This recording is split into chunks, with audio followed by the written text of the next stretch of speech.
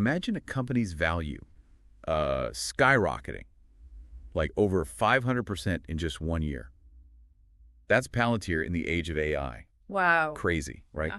Today, we're diving into whether this data giant could actually reach a $1 trillion valuation. Trillion, yeah. We'll be dissecting a recent Motley Fool article called Can Palantir Become a $1 Trillion Company? Okay. Get ready for a wild ride through insane valuations, cutting-edge AI integration, and the potential for like a near monopoly in the enterprise software space. Yeah. It's certainly a captivating story, isn't it? Palantir's stock just surged 24% in a single day after, exceeding revenue and profit projections, which, really fueled this whole conversation. Yeah, that's pretty shocking, right? But the article also points out their current valuation is what they call nosebleed territory. Oh, wow. It's trading at 505 times its 2024 projected GAAP earnings. So to put that into perspective, that means their stock price is 505 times higher than their profit. And even when you adjust for things like stock-based compensation, it's still 236 times earnings. Yeah. It's definitely a high-flying valuation. And the article also highlights that even with a projected 31% revenue growth in 2025, it's still trading at 63 times sales and 148 times adjusted free cash flow. Right. Free cash flow basically represents the cash a company is left over after paying its operating expenses and capital expenditures. So the question is, can this trajectory continue, or is this just an AI-fueled bubble? Well, to answer that, we need to understand what Palantir is actually doing that's so different. They seem to have shifted gears from simply dealing with big data to actually becoming a leader in implementing AI for businesses. Right. How do they make that leap? Well, what sets Palantir apart is their concept of an enterprise ontology.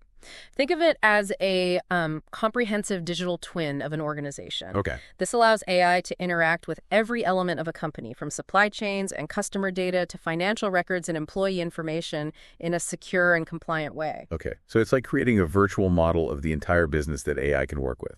Exactly. And it's incredibly complex to build. This platform is the culmination of 20 years of development, much of it stemming from Palantir's work with high-security government agencies.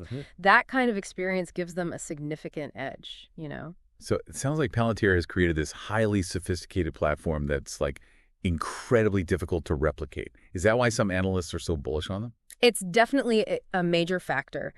And we can't ignore the results they've achieved since launching their AI platform, AIP, in 2023. Right. Their revenue growth has significantly accelerated, attracting a lot of attention from investors. So let's dive deeper into that growth, because I'm really curious to understand how this enterprise ontology actually translates into value for businesses. Okay. Can you give us some concrete examples? Absolutely. One example is in the manufacturing sector. Imagine a company that uses Palantir's AIP to, optimize its supply chain. The AI can analyze massive amounts of data, from supplier performance and inventory levels to shipping routes and potential disruptions, to identify bottlenecks and inefficiencies. Okay. This can lead to significant cost savings and improved delivery times. So it's not just about collecting data. It's about using AI to make sense of that data and then take action based on those insights. Precisely. Another compelling example is in the financial services industry. Oh, okay. Banks can use Palantir's platform to detect fraud much more effectively. The AI can analyze transaction patterns, customer behavior, and even, social media data to identify suspicious activities in real time, potentially saving millions in losses. These are really powerful examples. It sounds like Palantir is positioning itself as the go-to solution for any business looking to harness the power of AI. Yeah. But how does that translate into such a massive valuation? That's where the concept of network effects comes into play. Okay. The more companies that adopt Palantir's platform, the more valuable it becomes. Think about it like a social network. The more people who use it, the more valuable it is to each individual user. So as more businesses join the Palantir ecosystem, it becomes more attractive for others to join as well. Exactly. They become the central hub for AI-powered decision-making across entire industries. And the more data they have access to, the better their AI becomes, creating a powerful feedback loop. Right. This is one reason some analysts believe Palantir has the potential to achieve a level of dominance similar to companies like Oracle in databases or Salesforce in customer relationship management. Okay. So the network effects create this snowball effect, potentially leading to a dominant market position. Right.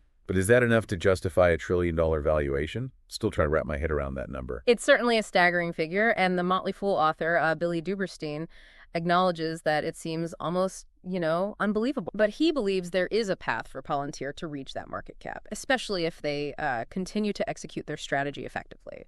He even compares their potential in AI to Oracle's and Davies's and Salesforce's and CRM, which is some pretty heady company to be in. So we've got this incredibly high valuation, a unique platform, and a compelling argument based on network effects. Yeah. It sounds like Palantir is on a rocket ship headed for the stratosphere. But what are the potential risks? Could this all come crashing down? That's a great question, and it's one we need to explore further. Let's take a closer look at those risks, because with such a high valuation, the stakes are incredibly high. Well, all right, so we've established that Palantir has this really powerful platform and a compelling growth story. But are there any cracks in this seemingly perfect facade? Well, yeah, for starters, their reliance on large government contracts could be a double-edged sword, right? Yeah. Well, these contracts, provide a stable revenue stream. They also expose Palantir to political risks and potential budget cuts. That's an interesting point. So if government spending priorities shift, Palantir could be left scrambling to replace that lost revenue. Exactly. And we also need to consider the competitive landscape. While Palantir currently enjoys a first-mover advantage in the enterprise AI space, other tech giants are, starting to make their moves. Companies like Microsoft, Amazon, and Google have vast resources and a deep understanding of AI. So it's not a guaranteed win for Palantir. Right. They could face some serious competition from these, heavy hitters.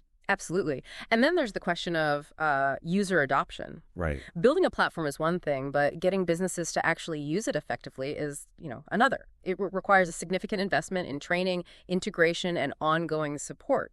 So even if Palantir has the best technology, they still need to convince businesses to make the switch and commit to, using their platform long term. Right. And let's not forget the ever-present risk of technological disruption. Yeah. The field of AI is evolving rapidly. What seems cutting edge today could be, outdated tomorrow.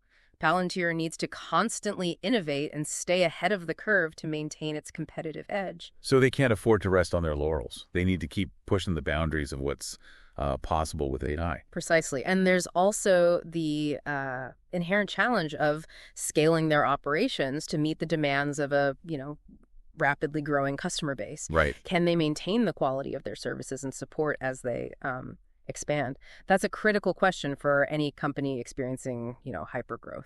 Yeah, it's almost like they're trying to build the plane while they're flying it. Yeah. Just a pretty risky proposition. In a way, yeah. And we can't overlook the potential for unforeseen challenges.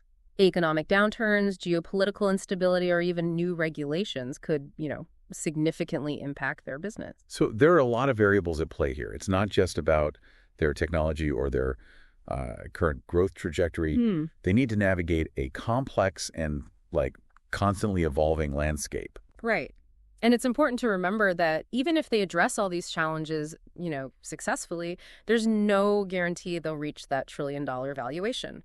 It's a highly ambitious target, and many factors could influence their ultimate market cap. So it's not a foregone conclusion. There's a lot of potential, but also a lot of risk. Exactly. Investing in a company like Palantir is not for the faint of heart. Right.